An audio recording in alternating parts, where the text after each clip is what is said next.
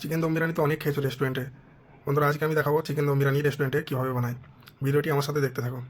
বন্ধুরা, প্রথম এখানে চিকেন কেটে নেওয়া হচ্ছে। মিডিয়াম সাইজের চিকেন এখানে কেটে নেওয়া হচ্ছে। তো বন্ধুরা, দেখতে পাচ্ছ চিকেন কাটা হয়ে গেছে। এরপর চিকেনটাকে ভালো করে ধুয়ে নিচ্ছি। চিকেন ধোয়া শেষ। বন্ধুরা, দইয়ের ভিতরে আদা রসুন পেস্ট দিয়ে দিলাম। তারপরে দিয়ে দেবো কাঁচা লঙ্কার পেস্ট। তারপরে ওর ভিতরে দিয়ে দিলাম যত সমস্ত স্পাইসি মশলা। দেখতেই পাচ্ছ বন্ধুরা, সমস্ত স্পাইসি মশলা দইয়ের ভিতরে দিয়ে দেওয়া হলো। তারপরে দিলাম ধনে পুদিনা পাতা কাটা, তেল। ভালো করে দইটাকে মিক্স করে নিচ্ছি মশলার সাথে। বন্ধুরা, ভালো করে মশলার সাথে দইটা মিক্স হয়ে গেলে তার ভিতরে ঢেলে দেবো ধুয়ে রাখা চিকেনগুলো। বন্ধুরা, দেখতে পাচ্ছ চিকেনগুলো দিয়ে দেওয়া হয়েছে দইয়ের ভিতরে।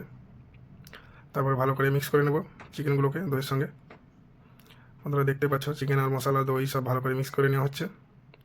বন্ধুরা, মিক্স করা হয়ে গেলে এর ভিতরে দিয়ে দিলাম একটু কস্তুরি মেথি।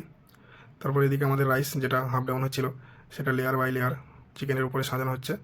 বন্ধুরা, পুরো কাঁচা চিকেনের বিরিয়ানিটা দম লাগছে। দেখতে পাচ্ছ বন্ধুরা, অনেক জায়গায় খেয়েছো সেখানে চিকেনটাকে আগে হাফ ডাউন করে নেওয়া হয় কিংবা ফ্রাই করে নেওয়া হয়, কিন্তু এই বিরিয়ানিটা ডাইরেক্ট কাঁচা চিকেনের দম লাগবে।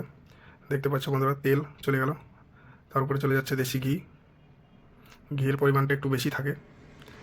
ঘিয়ের পরিমাণটা বেশি দিলে একটু টেস্টটা ভালো আসে। বন্ধুরা, দেখতে পাচ্ছ ওর ভিতরে চলে গেল গোলাপ জল।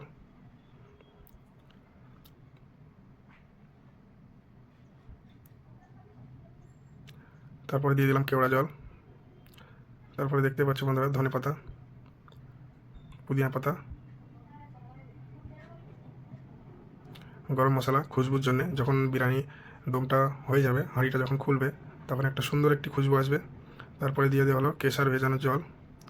বন্ধুরা, এবার স্টার্ট হয়ে গেল দম লাগানো। দেখতে পাচ্ছ বন্ধুরা, দম স্টার্ট হয়ে গেছে। বন্ধুরা, দম লাগানো শেষ, হাঁড়িটাকে এখন পাল্টি করা হচ্ছে। দেখো কত সুন্দর ঝরঝরে রাইস। দেখতে পাচ্ছ বন্ধুরা, কত সুন্দর। এই দেখো বন্ধুরা, বিরিয়ানি কমপ্লিট।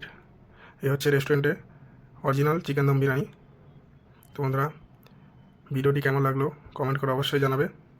আর এইরকম সুন্দর সুন্দর ভিডিও দেখতে আমার পেজটিকে ফলো করে নেবে। Thank you so much. By.